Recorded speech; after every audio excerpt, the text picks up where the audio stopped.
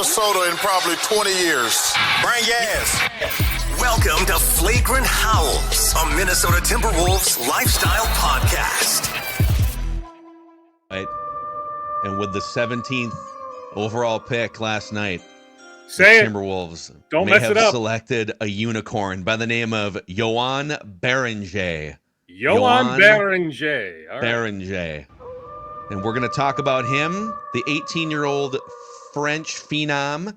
Wolves GM Matt Lloyd geeking out over this draft pick after the first round was over. But Judd, let's first talk about Neos Elite performance here before we go any further. Neos Elite to help you feel a little younger physically. Yep, that's exactly right. So if you were, I don't know, a basketball player, you loved playing pickup basketball, or were a golfer at one point, but now guess what? You're too sore to get on the course or court. My friends at Neos Elite Performance, they're going to help you get back into the action with their cutting-edge regenerative medicine, cellular IV therapy that's designed to get you going again without invasive procedures. That's right. No trips to the doctor's office, no trips to the hospital. The team at Neos, the experts at Neos, are going to come to you to get you back to doing what you love. And if you reference our flagship show, Purple Daily, you're going to get $500 off a cellular IV therapy treatment. That's right. $500 off. Reduce pain, restore function, get back to doing the things that you love with no surgery, no downtime, just results. NeosElite.com, Neos Elite.com. We'll play a clip here in a little bit here. I just want to throw this out, and we can go around the room here, Flagrant Howls, with our guy Darren Doogie Wolfson from the 5 Eyewitness News Sports Department. I love the concept of this draft pick last night. I know there's a lot of fans that, wait, this is a win now team. Why are you drafting an 18-year-old project? There's a bunch of college 19, 20, 21-year-olds out there that if you, in theory, drafted one of those guys, they might be willing to step right into the rotation. And my comeback to that is you had those guys last year and they couldn't crack the rotation. So whoever you would be drafting as like a rotation, one or two skill set filler type guy would have to take a number behind Jalen Clark, Terrence Shannon Jr., behind Rob Dillingham. Leonard Miller's been in development for 2 years now too. Like, you've got 8 or 9 good rotation players and Anthony Edwards and whatever you wind up doing in and around. You can find filler pieces. However, you could use your taxpayer mid-level exception. You could use your second-round pick, whatever it is. But if there's a 10% chance that this dude becomes Diet Giannis in like 4 years, or the Rudy Gobert comps are interesting because he is French and he is almost 7 feet tall. And he does block shots and rim protect and rebound, but he also has much better hands. I spent like an hour last night just watching this dude's Euro tape, just in bed on my phone. My wife's like, "What are you doing?" "Shh, I'm watching Yoan. He's an 18-year-old French phenom here." So I love taking a swing here, Doogie. And if this winds up being a superstar player in like 3 years from now, you're not gonna regret passing on like a rotational wing that you could have had at 17. What are your thoughts? I'm okay with it. I mean, they did their due diligence. They saw him overseas plenty, plus spent some time with him in the last few weeks, actually in Chicago, but meeting with him in the last few weeks, that to me is plenty meaningful. I saw the note from Jonathan Giovoni, Draft Express /ESPN, that his recent measurements, he grew like an inch and a half, like with shoes on. He is now above 7 feet. Now, hey, don't get me wrong. Third youngest prospect in this draft class. This is about a couple years from now, not even to me the 25-26 or even the 26-27 season. This to me is about 27-28 and beyond, but I'm fine with it. Now, hey, if you want to offer some blowback that Asa Newell, who they brought in for a pre-draft workout, was staring you in the face, why pass on the Georgia forward? I can listen. Here, to me, is the interesting question. Thomas Sorber of Georgetown goes pick 15. If Sorber was on the board and Yoan was on the board, which direction do the Wolves go? But to me, it was trending this direction for weeks that the Wolves were going to go big. I do like the idea that when you think about young pieces, Rob Dillingham at the 1, Jalen Clark at the 2, Terrence Shannon Jr., TJ, whatever we're calling him now, at the 3, Leonard Miller. A sign, by the way, that Leonard Miller's option will be fully guaranteed here in the coming days. He's at the 4. Now you've got Yoan at the 5. Yeah, sign me up for this. Plus, you think about the mentorship that Rudy Gobert will be able to provide. I can tell you, texting with some people in the Yoan camp, they are thrilled it worked out like this. He is not a draft and stash. He'll be here. He'll play summer league. Yeah, inevitably he'll spend a good amount of time in Iowa because he needs to play games next season. So I don't know if I see an immediate pathway to any playing time with the Wolves for the 25-26 season. But he'll be here for practices. He'll be around Rudy plenty. That to me, yeah, sign me up for that. Like, I have no problem with it at 17. Absolutely take a swing. Take a swing on a guy that won't be 19 until November. I like it. I get the trepidation, but I think that this is an important point to make, okay? So on the show, we willingly rip on executives we don't trust or teams, right? So like if there's a lack of trust, we say it. But this to me is very much in a lot of ways until proven otherwise, like Kevin O'Connell and quarterbacks. Like this is not the old school Wolves. So they just took a guy you don't know, and it's like, oh, they just guessed. Right? This is a front office that's starting with Tim Conley, is well planned out, has a scouting department that is very competent. And so, yes, if this kid busts and all of the draft pick starts to bust, I'll change my opinion.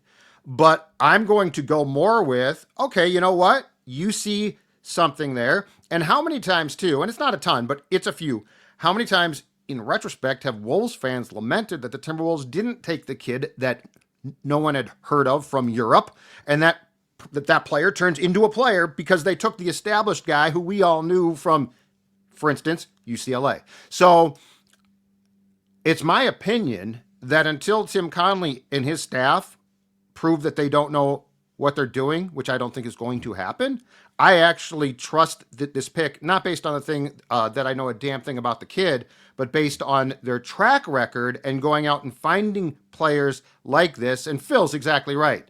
You didn't have to go get a college kid who's going to step in. Chris Finch didn't want to play the kids last year, who he now has to play. So I'm fine with that. Well, I didn't expect the Shabazz Muhammad smack talk there so early in this episode of Flagrant Howls. But it's true, right? Judd. Like, it's like, Giannis, who, what? Oh, good, we got Shabazz. And then 4 years, it's like, oh, no. Well, remember, that was the draft they wanted Kentavious Caldwell-Pope, right? Now, Flip did his homework on Giannis, don't get me wrong, but wasn't going to pull the trigger right there and then. Yep. It would have been a bit later. But KCP, was that the same draft? KCP? I think it was. Shabazz? It was Trey Burke they initially drafted, then flipped him for... Was it Shabazz and then... Well, and they also Gorgie. Sold the pick that night because now I'm remembering everything. Flip put me on a timeout. He called me late that night. He didn't like some line of questioning I had that night, and he put me on a timeout. Then we kissed and made up a few hours later. But, yeah, that was the beauty of the late, great Flip Saunders. But, yeah, I mean, put it this way. If they don't take Yoan, and I'm still trying to figure out the pronunciation because, like, I did a pre-draft chat with Matt Babcock, former NBA agent, Babcock family. He does his homework. So I brought up two big men because it was trending this direction. The Wolves were going to go big. So like anybody who wanted Walter Clayton Jr., it wasn't heading that direction. So I asked him about two specific guys, Sorber and Yoan, but I had no idea how to pronounce his name, right? Like I thought it was Beringer, right? Like I had no idea, right? So I didn't even know how to pronounce his name until about 9:00 on Wednesday night. But yeah, you defer to the Wolves. Mm-hmm. They've watched him in person a lot. They have the book on this guy. If they don't take him at 17, I promise you, I think the furthest he drops is Brooklyn 22. Like all the teams in the 9 to 20-ish range, just about all those teams spent time in the last few weeks with Yoan. Yeah.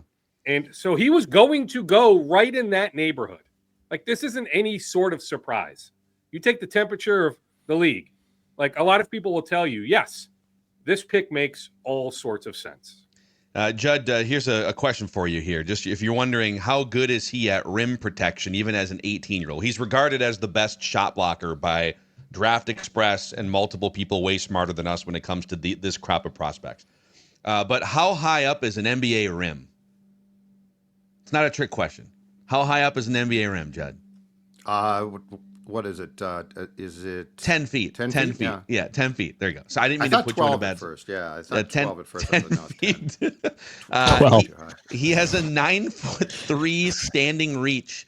A Wow. 9 foot. Now Rudy has like a 9.5 foot standing reach as well. But if you're wondering, like, how good is this guy at rim protection? When he's standing on the ground, he can basically touch the rim. So that's helpful. And he might still grow. He's 18. He absolutely Eat might your still grow. vegetables. His measurements right Eat your now baguettes. are comparable to Jaren Jackson Jr. coming out of Michigan State and Miles Turner. Where was he? Texas? Coming out in the draft many years ago when Indiana selected him. Now, I'm not saying he's about to become the next Jaren Jackson Jr. or even Miles Turner, that he has that sort of shooting touch, especially with Turner. But I'm just saying, like, you look at those measurements, third youngest player in this draft class. Why not take a swing at pick 17? I'm telling you, like, logically, this pick makes a ton of sense. He's played 4 years of competitive basketball, correct? He started playing basketball after the pandemic. Yeah, because So they like said 2000, he's a soccer player. but they couldn't find shoes. According That's what to Rudy the told me last night when he telecast. was doing his TikTok and Instagram Yep. homework on him. Yeah. Yep. They Yeah, he couldn't couldn't find find shoes shoes. for soccer. Listen, my amateur, YouTube video scouting report too. You can, Rudy is very athletic in some ways, but he's very rigid in his movements, and his hands are like a late '90s video game sort of like just stiff hands. This dude, you can tell he played soccer, just the way that he moves, the way that he rotates, and just kind of how nimble he is. But he can catch the ball. That's the thing. Like, I saw him catch more passes in a The 3-minute feet are YouTube good, video than in But 4 he years catches of passes. yes. So, yeah, he's not Rudy, okay? Like, he's got really, well, for his size at this age, I think it's safe to say, pretty darn good hands. I don't know about really good hands, but good enough hands. How about that? So, yeah, I mean, let's see him in Vegas here in a couple weeks. And I imagine he'll spend a good chunk of the summer here working with the Wolves developmental coaches. I like it. I really do. Let's play a clip here. This is like 50 seconds long here, but it's really interesting. Matt Lloyd. So you got Tim Connolly, the Wolves president of basketball operations, and then right next to him, below him, I guess, on the org chart is Matt Lloyd. Longtime respect. Matt Lloyd probably going to be a Pobo at some point. Charlotte should have hired him. Yeah, I just he's think they getting should have sniffed. taken Ace Bailey last night instead of Knipple, but that's a different The conversation. Ace Bailey stuff was, dude, that guy needs to Good for pump Utah. the brakes a little bit. Mad respect for Austin Ainge. Yeah, I think Ace Bailey's going to be good. but he needs to. I would've You know, taken him over who Knipple. loves himself some Ace Bailey? Ace Bailey. I Ace think we Bailey. found that out last About night. that, yeah. It's a great name. But Matt Lloyd was asked about, because they got to do a private workout with him. They met with him a couple times, and here was Matt Lloyd, Wolves general manager, talking to the media last I night. didn't know what to expect when we sat down with him. The workout, I have like grainy videos on my phone that I took at the workout because I started to get so excited. But I didn't know what to expect when we actually sat down with him. And he's about as mature a person as you find. And I think that's why whoever asked the question about Gobert was a good one, because I think the two of them will hit it off. Gobert will be saying, like, you can't eat this, you can't eat this, you got to do this, like that. He'll fold him into his routine, and it'll serve Yoan well. He's a great kid, and he's a kid, but he's got world experience. He's moved to Slovenia. He learned English in 8 months or 7 months. So, if I had to bet on his intangibles, I would. A plus. His tools are an A plus, and everything else will come along getting experience and game. I didn't. Fired up. Thought that was Britt Robson. Matt Lloyd? That looks kind of like him on first glance. I was like, is that Britt Robson? They Younger, got the but same yeah. kind of the gray Yeah. goatee going on. Goatee. He looks like he just got done teaching a 3rd-hour English class at a high school. That's what he He has looked very, like to very me. teacher-like demeanor. Yeah. Very Cool, though, nice. he's good. Like Sacramento No, he's- hires Scott Perry. Like, maybe you should have hired Matt Lloyd. Lloyd did interview in Charlotte, and they wanted him for their number 2 role. Like, they should have hired him for their number 1 role. Like, he's due. Like, being second in command here, that's a win for the Wolves front office. Yeah. One other angle on this, I think, the Wolves are looking around the Western Conference, and they're looking at Oklahoma City and San Antonio, there are some really athletic, young, dynamic big guys in the Western Conference. Chet Holmgren, Wemby, even like the secondary guys like Derek Lively was a lottery pick for Dallas. And Thomas Sorber went to Oklahoma City last night as just another big body for depth. There's just a lot of really talented big men, but Chet and Wemby specifically are these kind of unicorn multi-skill set bigs. And they're like 19, 20-year-old, 21-year-old kids. And they're not now. Maybe you go somewhere to the Eastern Conference once expansion happens and you don't have to play those guys a combined 8 times a year. But I think that was part of the math here is, okay, we could go get like a guard, or there's different avenues. If you want to sign and trade for Alonzo Ball or Colin Sexton or something, like there's ways to get ball handling guards that you can put next to Anthony Edwards. I don't think you were solving that problem in the short term in the draft last night. So use the draft to find a big lottery ticket that can maybe compete on a big level in 2 or 3 years from now. So I think they might have been looking around the Western Conference a little bit too last night, Dukes. Oh, I don't doubt that one bit. Now, you mentioned, maybe the hope of getting East, and sure, there remains interest. Like there's been interest for many, many, many years. I promise you, Glenn Taylor tried. He has tried, right? Like Memphis wants to go Get east. us out. New Orleans wants to go east. Now, I get it, right? We all believe expansion is coming. Seattle and Vegas, 2 West cities. So somebody has to move east sometime in the next few years. But are we sure it's the Wolves? Maybe. They hope. But I'm just saying, Memphis and New Orleans are going to put up a fight as well. But yeah, you look at the Western Conference. Sure, those names you mentioned, there's some others. Yes. And hey, what if he's still growing? What if there's another inch to be had? What if he's eventually 7'1", 7'1.5"? 7'5". I don't know about 8 feet. 7'5". Oh my God, he's Bigfoot. He's Bigfoot. Oh my God, he's 8 You'll feet never tall. find the right shoes. It's a growth spurt. He's playing barefoot.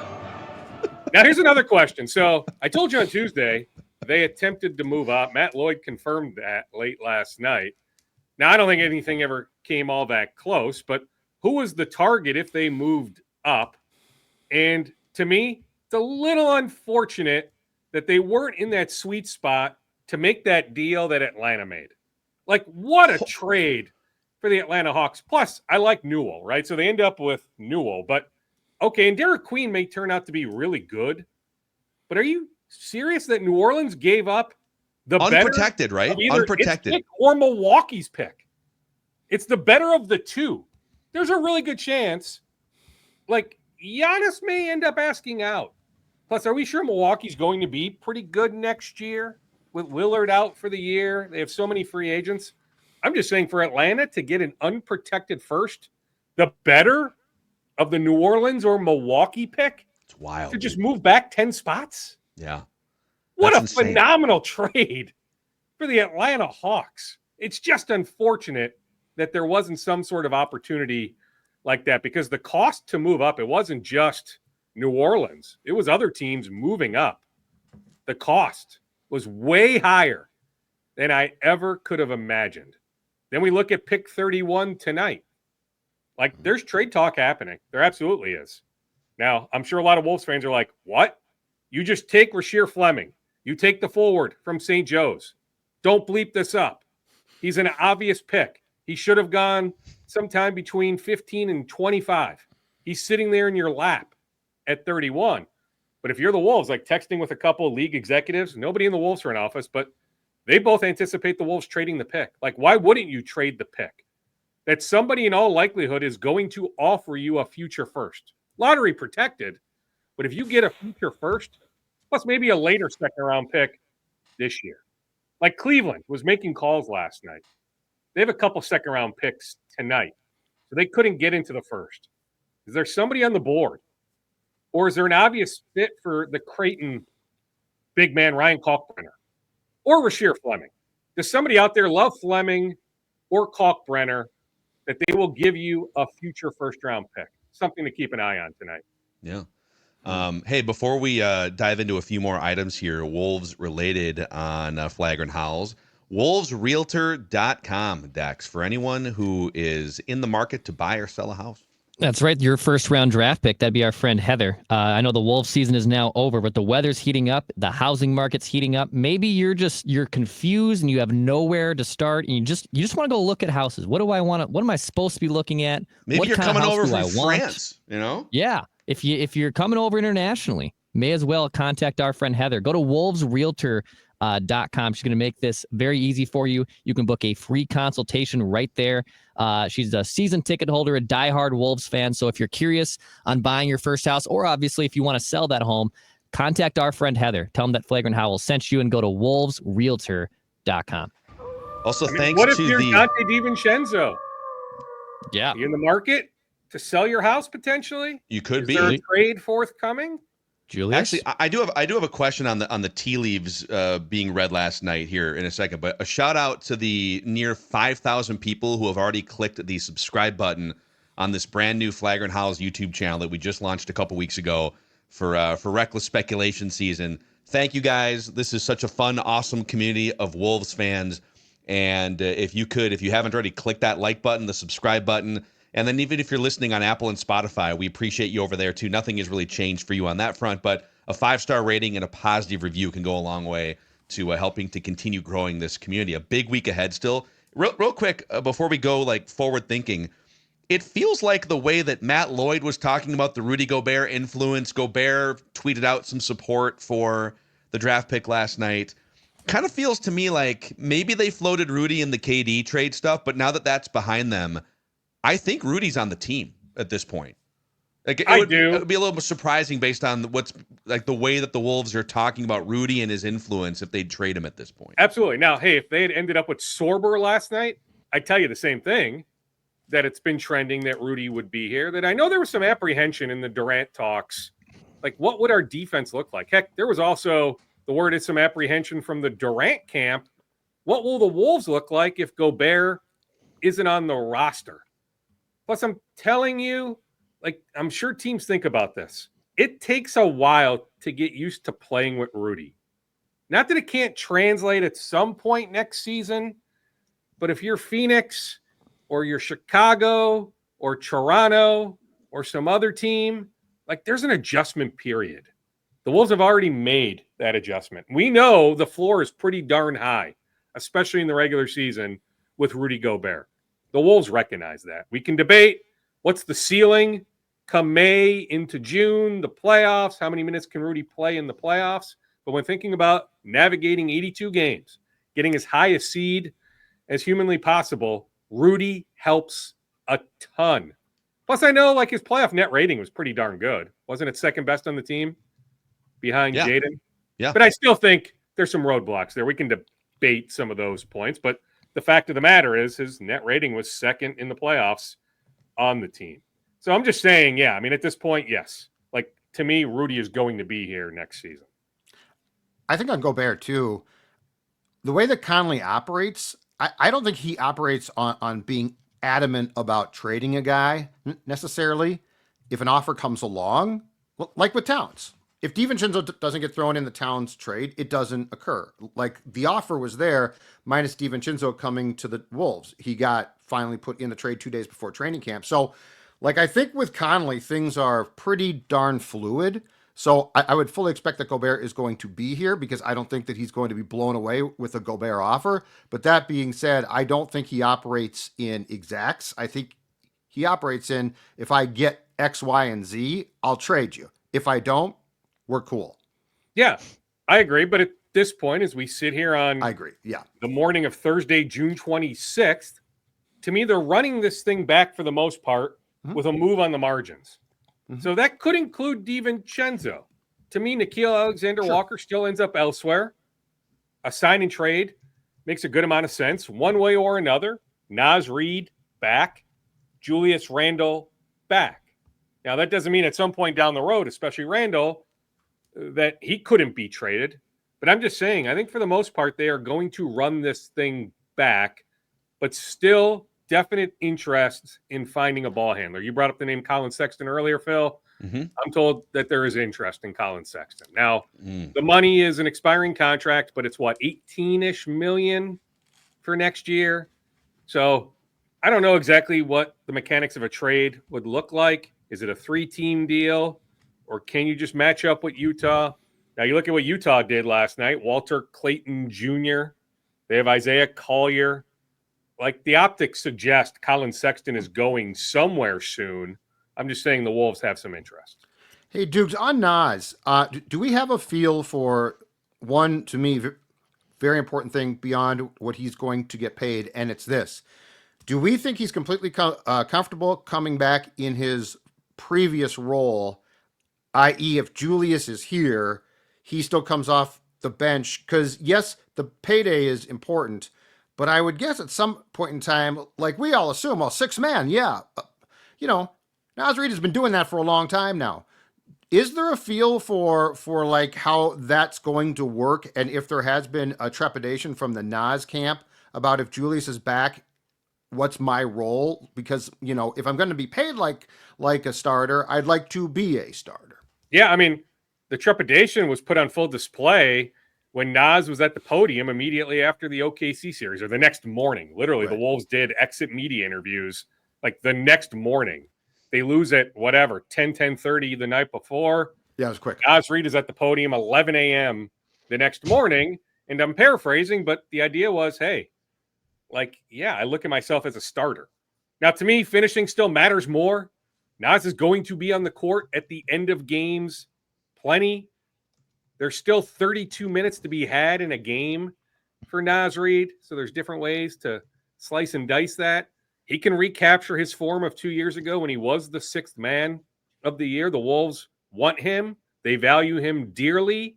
They are willing to compensate him as much as they can, what the rules allow. But yeah, I get it. On the surface, you're like, what? Randall and Reed are back? How are both back? That doesn't make sense. Julius isn't coming off the bench, so that means Nas is coming off the bench.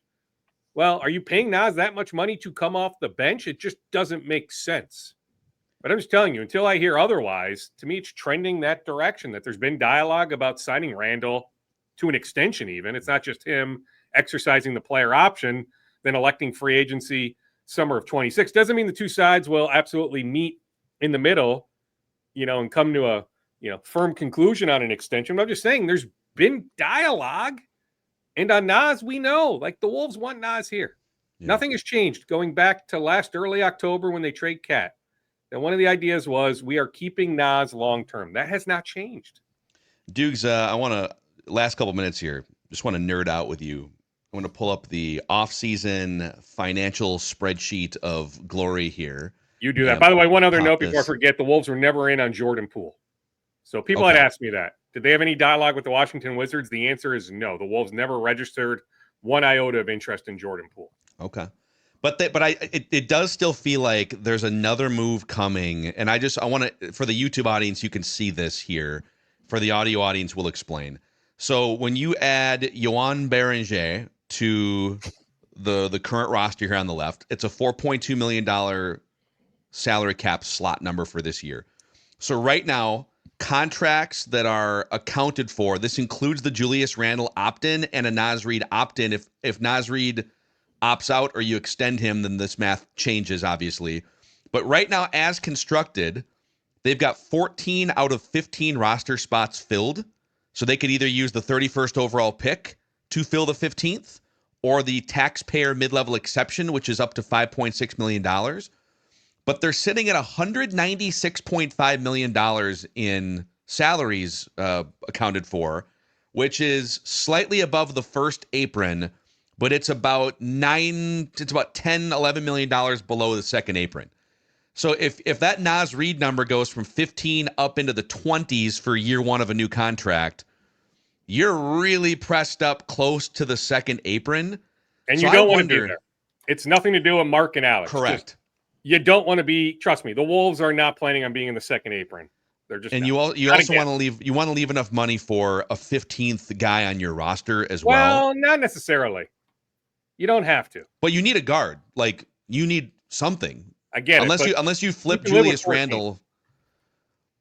Well, and Dukes, you could do a sign and trade Nickeil Alexander-Walker for something, but that something is going to cost money. Yes. So. You're pressed here. That's why I think there's another move or two to come to clear out some room for. I agree. Just what is it? Like, can you send out Dante and Nikhil, bringing back Sexton so you save a little bit of money? Yeah. Can you make that work? Yeah. I mean, I wish I had Bobby Marks on speed dial or somebody, but can you do that? Can DiVincenzo go? Can Nikhil Alexander-Walker go? Sexton comes in. Does that work? Yeah, this is where we need Bobby Marks on speed dial. I know. But Tim There's Connolly. something to think about. Like when we talk about on the margins, DiVincenzo would be the one I'd keep an eye on. Now, I'd be careful. I really would. I think Dante, I'm telling you, Don't sell maybe low. I'm too much of a Dante apologist, and I get it. For his standards, he did not have a good year this past year, but I'd be careful moving Dante DiVincenzo. But I wouldn't be shocked if he ends up elsewhere. I think I'm with you too. Darren Doogie Wolfson from the 5 Eyewitness News Sports Department here. Good stuff, Dukes. We'll see what else happens in the next 48 hours before we likely talk to you again on Flagrant Howls on Thursday. Yeah, well, yeah. I mean, it would be next Tuesday, right? I'm sorry, We'll next talk again Tuesday. on Tuesday, July 1st. So you think about by next Tuesday, that's past the deadline for Luka Garza, Josh Minot, Free Leonard agency Miller. I opens. mean, all three back makes sense, but I'm just saying there's dates coming up with those three guys, plus Julius Randle and Nas Reed.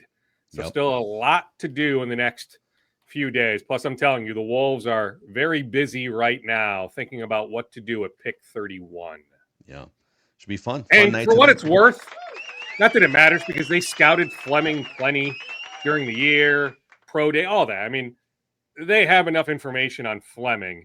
But unless something changed in the last handful of days, they didn't seek to bring him in and or it just didn't happen. I need to flesh out some of that info, but and again, does that matter if a guy visits with you pre-draft? I don't know whether, with Yoan, whether it was in Chicago or at Mayo Clinic Square and or Target Center. I don't know how much that truly matters, but it just doesn't seem like, based on from what I can gather, it seems like, put it this way, many other teams have done a lot more work in person with Fleming compared to the Wolves. And again, that may not matter, right? Just pull the trigger, take him. He's the obvious pick at 31. But I'm saying a trade does make a good amount of sense. Yeah, that's fair. All right, Dukes, enjoy your weekend and the rest of Reckless Speculation season, and we'll talk again next week, man. Okay, take it easy, boys. Appreciate it. Darren Doogie Wolfson. This is Flagrant Howls, a Timberwolves lifestyle podcast.